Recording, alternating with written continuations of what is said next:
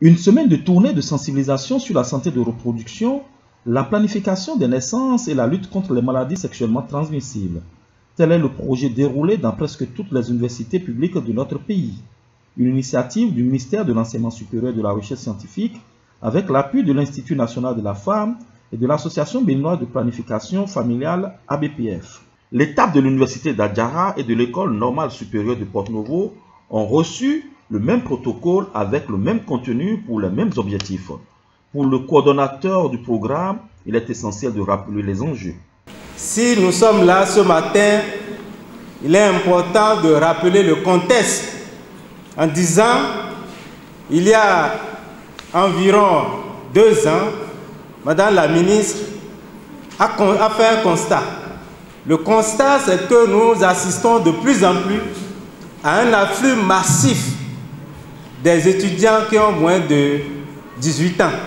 C'est-à-dire en temps normal, on va les appeler les étudiants mineurs. Mais je ne dis pas que vous êtes mineurs, applaudissez pour vous-même. Parce que j'ai en face de grands étudiants. De plus en plus, nous constatons, et les statistiques du ministère de l'Enseignement supérieur et de la Recherche scientifique nous ont permis de constater qu'ils sont près de 14 700, dont 6 700 filles. Alors, qu'est-ce que cela pose comme problème? En temps normal, avant 18 ans, ces étudiants sont censés être encore au collège pour qu'on les accompagne à la prise en charge de leur vie sexuelle et reproductive. Mais voilà, subitement, ils se découvrent dans un univers qu'on appelle l'université, où ils se sentent perdus. Les parents ne maîtrisent plus leur emploi du temps. Les occasions pour discuter de la santé sexuelle et reproductive deviennent rares. Et très vite, les étudiants se trouvent régulièrement ou très rapidement des marraines et des parrains pour les accompagner. Est-ce qu'ils leur donnent de bons conseils? Est-ce qu'ils donnent les conseils appropriés pour prendre en charge de façon responsable leur vie sexuelle et reproductive? Ayant constaté cela, Madame la ministre a demandé que nous contactions les partenaires institutionnels qui vont nous accompagner. Et c'est ce qui justifie également à nos côtés la BPF, qui depuis l'année dernière déploie les cliniques mobiles, son staff, pour accompagner cette campagne de promotion de l'éducation sexuelle et reproductive. La représentante de la ministre de l'Enseignement supérieur a revisité lors du discours-message envoyé par la ministre Éléonore Yahi Ladekan les objectifs et le plan de riposte contre ce qui semble miner notre jeunesse. Vous incarnez l'avenir de notre cher et beau pays, le Bénin, qui ne peut continuer de prospérer sans votre présence, sans votre précieuse contribution. C'est donc avec une attention soutenue que nous nous acquittons du devoir républicain, celui de veiller à vous garantir les meilleures conditions d'encadrement pour un succès éclatant dans vos études. Ce devoir consiste aussi dans la protection contre les maux qui menacent votre épanouissement. Bien chers amis étudiantes et étudiants, notre vœu le plus cher et sûrement celui de vos chers parents est de vous avoir en bonne santé pour vous prendre en charge de façon responsable. Achevez vos études, vous assumez au plan professionnel, fondez une famille et contribuez au progrès de la nation. Mais ce beau rêve que nous caressons avec beaucoup d'espoir est constamment sous la menace des imprudences liées à une gestion irresponsable de la sexualité. C'est pourquoi l'activité qui nous regroupe ce jour me semble d'une portée éminemment stratégique. Il s'agit en effet de mettre à votre disposition l'information sur la santé de la reproduction et d'apporter les justes informations sur la santé reproductive des adolescents et jeunes d'une part, et de donner les informations sur les services disponibles et comment y accéder. En appui logistique et technique, l'ABPF a déroulé avec des séances de sensibilisation et de démonstration. Les avortements clandestins, tout ce qui aboutit à la déperdition scolaire. Mais que faut-il faire? Est-ce qu'il faut laisser les jeunes souffrir? Il faut aider les jeunes à adopter un comportement sexuel responsable. Car je l'existence de certaines ONG dont la BPF.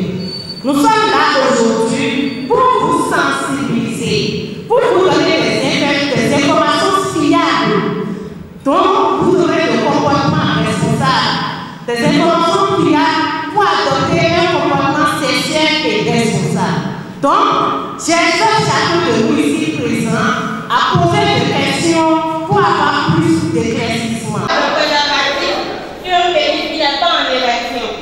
Ça sera plus de vous comme ça. Maintenant, il faut le retirer. Il faut le retirer de la femme un peu ou l'enlever. L'enlever par... L'Institut national de la femme, représenté par l'une de ses têtes fortes, a, dans une démarche pédagogique et nourricière, retenu l'attention des apprenants sur les affres du harcèlement sexuel, surtout en milieu universitaire. Chaque seconde qui passe, c'est une seconde, une minute de moins dans nos temps de vie. En tant qu'étudiant, vous devez vous souvenir de ça et avoir une idée claire de comment vous allez gérer votre temps pour que l'objectif que vous vous êtes fixé dans 3 ans, dans 4 ans, dans 5 ans, vous puissiez l'atteindre sans obstacle.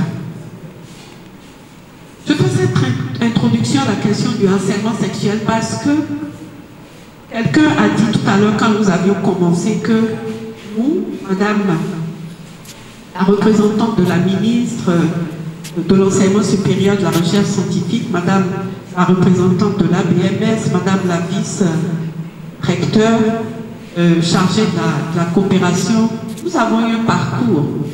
Et la question du harcèlement sexuel, elle n'est pas de votre temps. Le harcèlement sexuel est un vieux monsieur qui est présent depuis très très longtemps. Il y a une chose qui aide à passer par les mailles du harcèlement sexuel. C'est quand on a un objectif bien fixé. Parce que des fois, en matière de harcèlement sexuel, quand vous n'avez pas d'objectif, vous êtes plus vulnérable au harcèlement sexuel. Parce que vous ne savez pas de quoi votre demain est fait, vous n'y avez pas vraiment réfléchi, vous n'avez pas un faux, vous n'avez pas un objectif, surtout vous ne vous êtes pas comme quelqu'un de spécial. Pour que vous vous souveniez que les empreintes digitales de vos mains là, de chacun de vous, il n'y en a pas deux. Vous savez ça? On a dit que chacun a une seule empreinte digitale. Ça veut dire que la nature nous a fait individus exclusifs. Chacun de vous est une personne exclusive qui n'a pas de duplicata quelque part. Vous êtes unique et vous êtes appelé à faire quelque chose. Vous êtes appelé à marquer votre génération. Vous êtes appelé à jouer un rôle dans votre génération. Et personne d'autre que vous ne peut jouer ce rôle aussi bien que vous. C'est pour ça que chacun a un don, chacun a un talent qui est à l'intérieur, qui doit rechercher, qui doit retrouver et cultiver cela. Donc, le harcèlement sexuel, c'est une réalité dans les universités. Et je crois que vous savez qu'il y a une nouvelle loi qui punit le harcèlement sexuel et qui a mis l'accent sur le harcèlement sexuel qui est commis par un enseignant sur un apprenant. De longues heures d'échanges et de sensibilisation qui ont permis aux étudiants de se faire désormais une idée des différents phénomènes élucidés. Après cette sensibilisation, moi j'ai pu retenir que avant on se dit que les méthodes contraceptives ont des inconvénients, des impacts sur la vie, surtout négatifs sur la vie de nos jeunes. Et on fuyait à ça. Mais de l'information de ce matin, moi j'ai pu retenir effectivement que ces méthodes sont rien d'autre que des moyens qui peuvent réellement nous aider à s'épargner de certaines choses. Par exemple, l'utilisation des préservatifs qui va désormais nous amener à à éviter les maladies, les IST, les maladies sexuellement transmissibles, les méthodes aussi des injections et autres. Je crois que même des pilules, je crois que ça va vraiment nous aider en tant que jeunes à réellement atteindre nos objectifs dans les études surtout. J'ai eu à retenir assez de choses. Donc désormais, en voulant avoir des rapports sexuels, il faut d'abord se protéger, se dépister tous les mois ou 3 mois, selon la disponibilité, si je peux m'exprimer ainsi. Cette forte délégation qui a bravé les intempéries pour apporter la bonne nouvelle aux étudiants a mis le cap sur l'université d'Abomey-Calavi, qui sera l'ultime étape, et les regards sont désormais tournés vers la prochaine édition puisque la cible étudiant se renouvelle presque chaque année.